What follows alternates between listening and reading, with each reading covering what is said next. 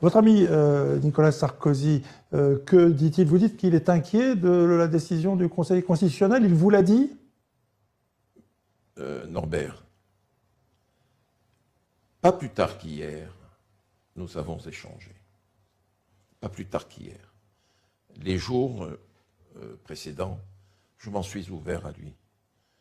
Il est évident qu'un homme responsable au fait de la grande politique ne peut pas rester insensible à un pays qu'il a marqué de son empreinte il y a 15 ans. Oui, mais il est très ami d'Alassane Ouattara. Il est très ami du président Alassane Ouattara, mais il ne placera jamais l'amitié qu'il a pour le président Ouattara au-dessus de l'intérêt supérieur de la Côte d'Ivoire. Tout le monde est inquiet, Norbert. En fait, en réalité, ils n'ont pas besoin d'agir, puisque le fait est qu'Alassane Ouattara est là, il a le pouvoir, donc ne pas agir, c'est l'aider.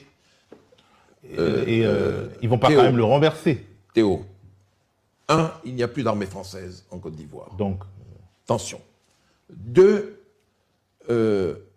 si erreur il y a eu dans le passé, d'un côté comme de l'autre, elles ne se renouvelleront pas. Ils feront tout pour ne pas commettre les mêmes erreurs. Nous nous intéressons à ce qui se passe dans le monde. Vous n'allez pas me dire que ces millions de jeunes qui sont aux côtés de Laurent Gbagbo, de Tidiane Thiam, n'ont pas médité ce qui s'est passé en Tunisie, ce qui s'est passé en Libye, ce qui s'est passé en Égypte, ce qui vient de se passer récemment au Népal. Nous sommes à l'époque de l'instantanéité de l'information. Il a eu tort, le président Ouattara, de ne pas écouter ma supplique. Elle me venait du fond du cœur.